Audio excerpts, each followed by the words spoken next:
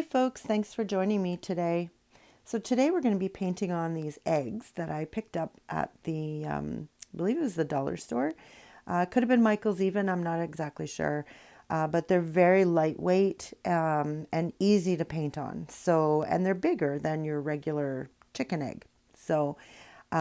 What I did was I painted it black and then I did a second coat of black with a sponge. And now I'm just trying to find the center roughly. Now there is a crease on it, so I was able to follow the crease with this elastic band. And then I put another elastic band on it around the other way.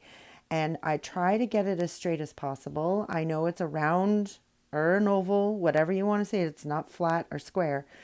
So it's a little bit difficult to find the center, but as long as I'm close, that's all I'm caring about. I just want my center because we're going to be painting a mandala onto this beautiful black egg. So what I do is I just take my charcoal pencil there and I make on either side of the elastic band where it meets, and then I draw a circle. And that's it. That's how I find the center to that. You can use that on like a Christmas ball or anything like that. It's a quick and easy way to find your center if you're not too particular if it's exact. There are other ways that you can find the exact way, and it is a bit more complicated, but I found this way was just easy, really quick. So that's just a tip and trick from me to you. Then I'm going in, I use white paint, and I did a large center dot, and then I'm putting in little small white dots, and we're going to do a two-colored spiral that goes all the way around, and then we're going to add some really nice colors at the end, or I guess around the outer edge of the mandala. So I'm using the tools that I got from the Ditting Center. There is a link in the description below, and there is a discount code. So we are not affiliated. I don't get any kickbacks or anything. I just love her stuff. And been talking with her, and we were able to offer a 10% discount code off of anything that you purchase in her store as long as you use my code. So I urge you to go there if you'd like to get these tools. They're double-sided, they're numbered, they go up in size. So that's all I'm doing. I'm not paying attention to see what size I'm using. I'm just paying attention to the numbers, and I'm moving up one size for each dot, excuse me, around the row that I do. So you'll notice sometimes it looks like a box, and then it starts to look like a circle again, and then a box, and then a circle. At least that's the way that I see it. But it's because we're doing the spiral technique. And I'm just going up one size. So you can see in the top of that tool the lighter color of purple, and that's because I'm now onto the bigger size for the dark purple. So I do clean them off afterwards, just with a paper towel. But I just continue to go around, just moving up one size for every next dot of the rows that I do. Now we're going to be doing some top dots on this. So I'm only using, I think it's 5 different colors.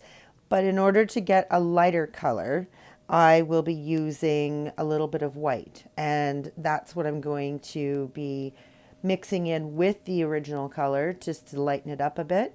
And that's going to be what we use for the top dots. So it turns out really pretty. I'm really, really happy with it.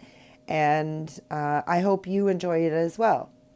I used to do mandalas all the time, doing different designs, different items like boxes and clocks and all sorts of things. But I've gotten away from it the last few years since I started my YouTube channel because I found that painting the things that I have been painting, so the little creatures and animals and little things like that has been a lot more enjoyable for me, although I still find myself longing to go back to the dot mandalas. So I hope you don't mind if every once in a while I throw one of these into my tutorials, but It is something that I started with and really enjoyed and still like to go back to it. So I think I'm just finishing up now. Yep, that was my last big dot.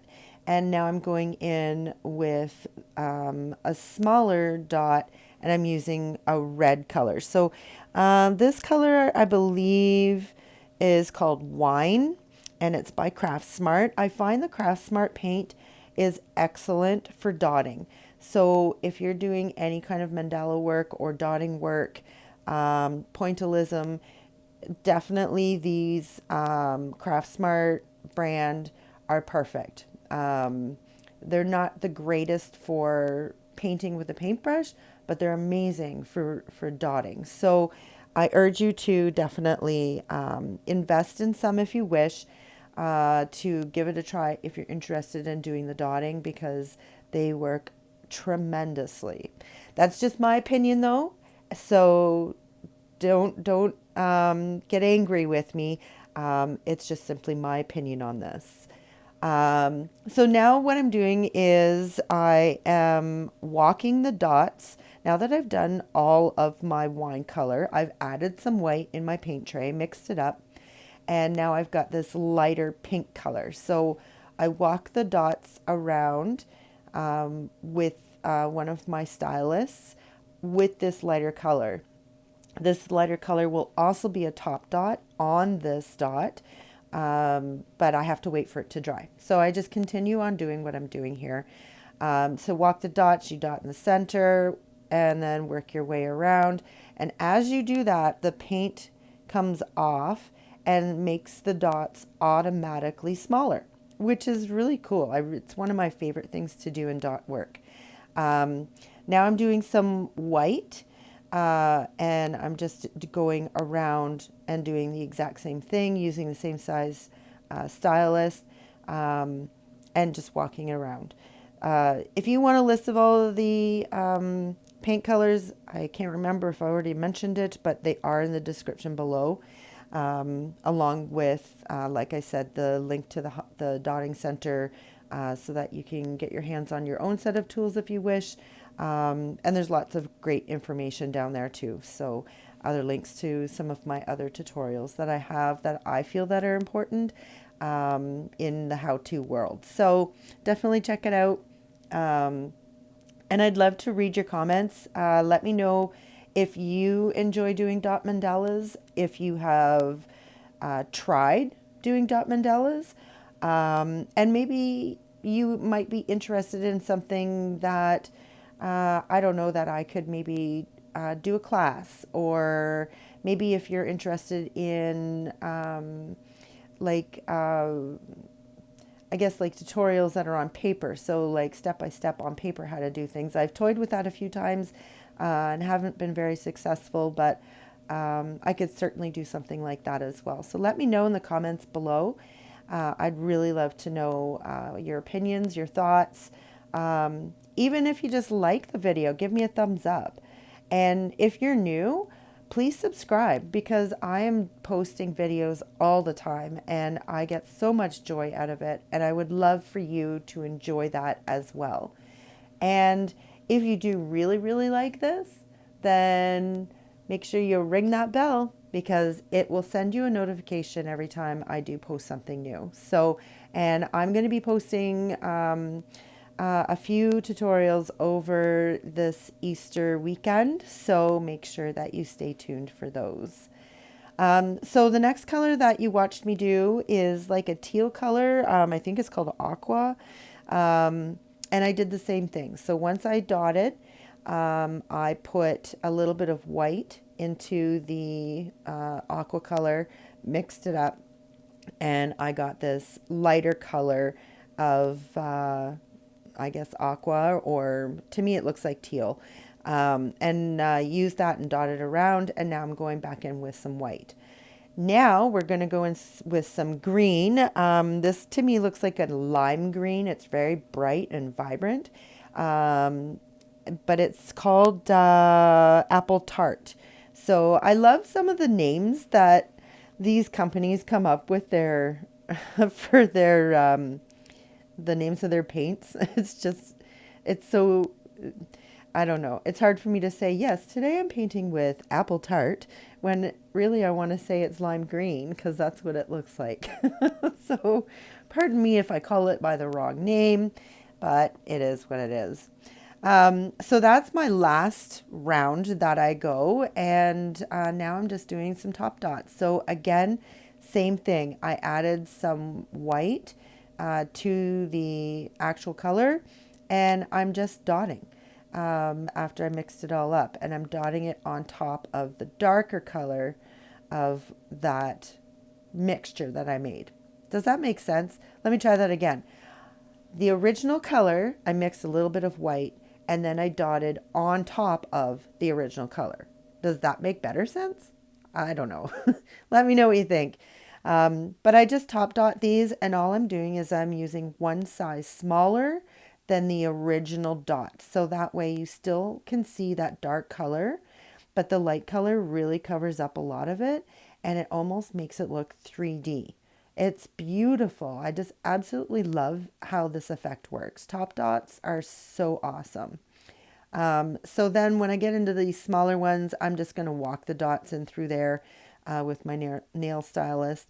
And then I just go in with these ones here. You can see the paint tray there on the right side, sorry, on the left side of your screen. That's the trays that I use, and those are the ones that have been mixed up. So very easy to do, and very, very effective.